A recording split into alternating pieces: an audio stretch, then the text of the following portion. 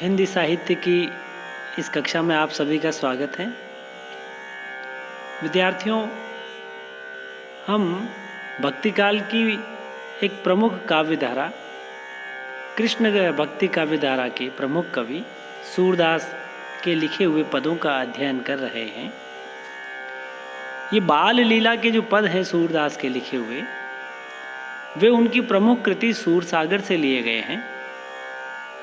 अब तक हमने उनके लिखे 4 पदों का अध्ययन किया है और आज हम उनके 5वें और 6ठे पद का जो हमारे पाठ्यक्रम में शामिल हैं, उन पदों का हम अध्ययन करेंगे।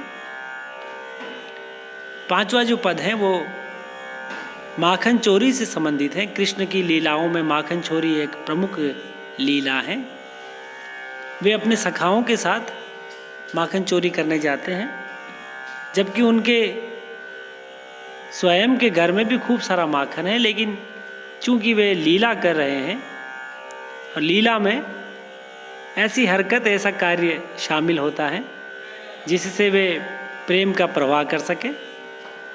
तो यहाँ पर गोपियों और कृष्ण का जो प्रेम है वो माखन चोरी लीला के माध्यम से बताया जा रहा है। पहले हम इस पद का एक बार पाठ करेंगे, उसके बाद इसकी व्याख्या समझने का प्रयास करेंगे। सखा सहित गए माखन चोरी, सखा सहित गए माखन चोरी।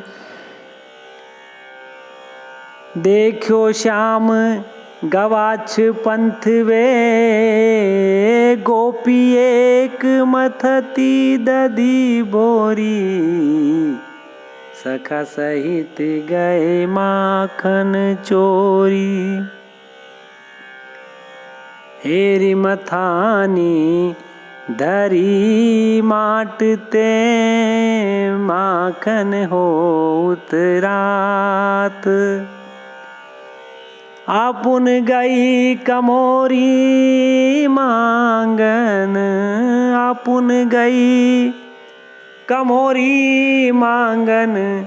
हरी हूँ पाई गात, सखा सहित गए माखन चोरी।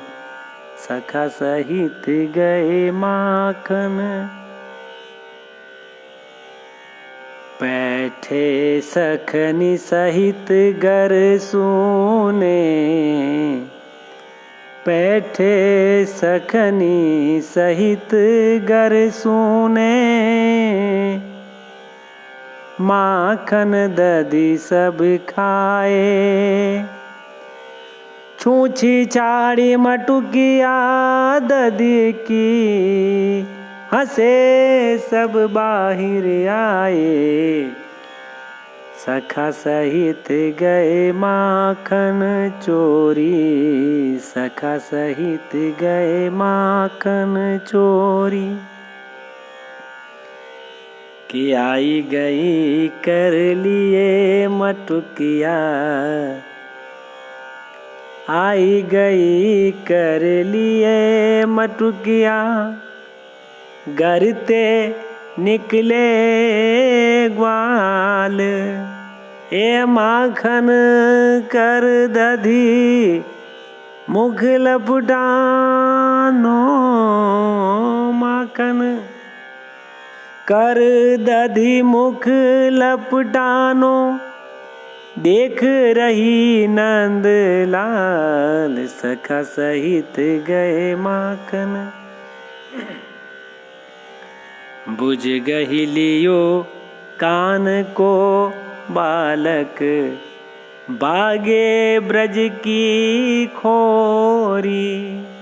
ए सूरदास प्रभु ठग रही ग्वालिन, सूरदास प्रभु ठग रही ग्वालिन। मनोहर लियो अंजोरी, सखा सहित गए माखन चोरी। सखा सहित गए माखन। अब इस पद में हम देखते हैं कि कृष्ण जो है वो अपने अपने साथियों, अपने सखाओं, अपने मित्रों के साथ जो है वो चोरी करने जाते हैं। यहाँ पर खाने की वस्तु की चोरी कोई चोरी नहीं है, जैसा कि विदित है। और जहाँ पर अत्यधिक है खाने की वस्तु, वहाँ अपने मित्रों जिनके घर पर अभाव है उनको साथ में ले जाते हैं, ताकि उनको भी प्राप्त हो सके और लीला का वो दर्शन करवा सके, लीला कर सके। बहुत सीधा सा और सरल सी इसकी व्याख्या है यदि हम पढ़ें तो, कि सखा सहित गए माखन चोरी, देखियो श्याम गवाच पंथ। गवाच यानी गोखड़े से श्याम ने, कृष्ण ने देखा कि गोपी एक मथती दधी बोरी, एक जो है गोपी, भोली भाली गोपी जो है वो दही मथ रही है। हेरी मथानी धरी माटते माखन हो उतरा। माखन निकालने के लिए उसने मथानी जो है, मथने की जो होती है दही को, उस मथानी को मटकी से उतार करके नीचे रख दिया।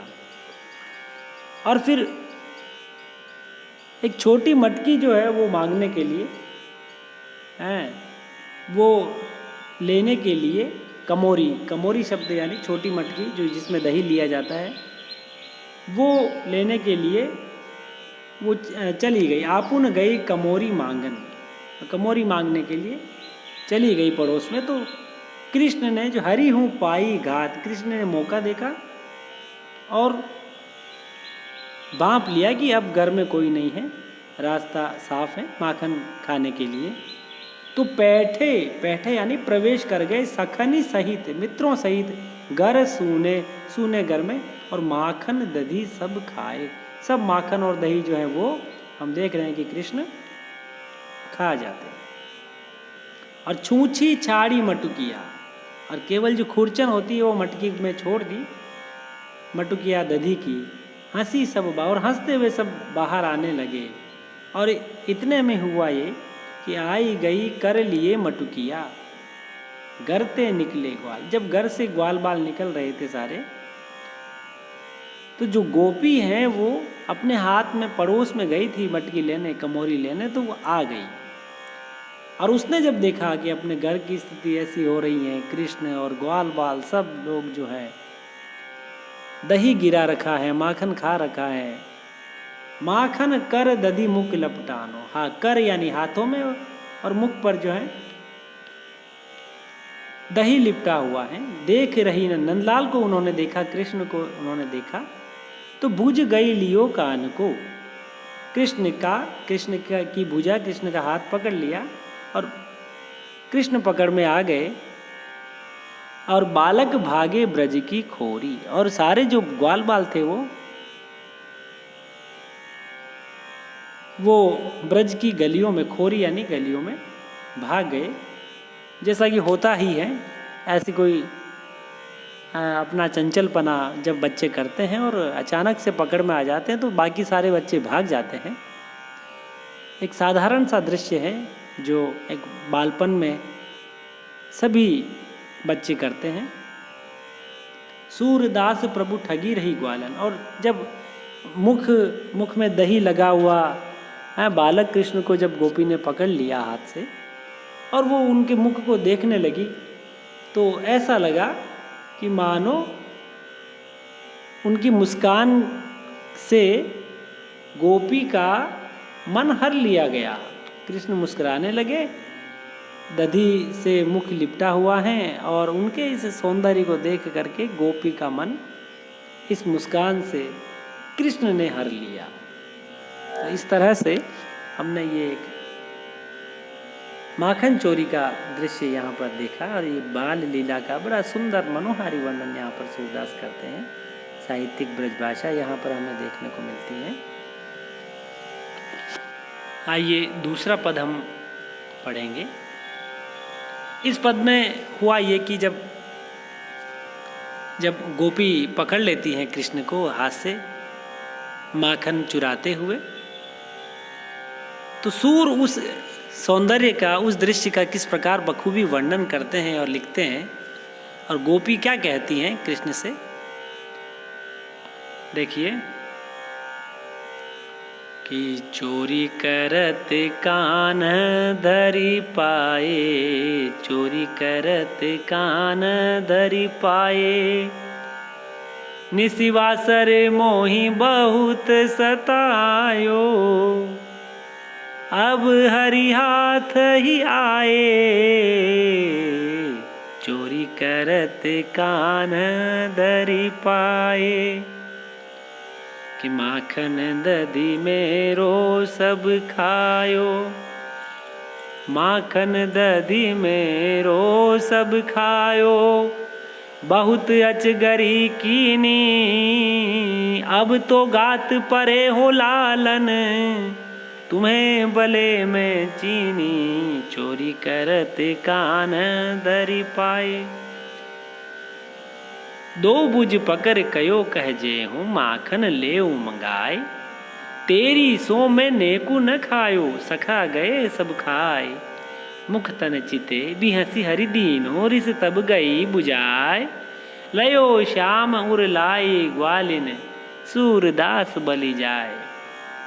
तो चोरी करते हुए कान्हा जब पकड़े गए तो गोपी कहती है कि निसी वासर मोहि बहुत सतायो। दिन रात, निसी वासर रात दिन तुमने मुझे बहुत सताया है, अब तुम आज पकड़ में आए हो। माखन दधी मेरो सब खायो, मेरा सब मक्खन और दही तुम खा गए हो। बहुत अचगरी कीनी, तुमने बहुत नटखटपना दिखाया है। और अब तो गात परे हो लालन, तुम्हें भले मैं चीनी। कि अब तो मैंने तुम्हें पकड़ लिया है और मैं तुम्हें पहचान भी गई हूँ कि ये माखन खाने वाले तुम ही हो।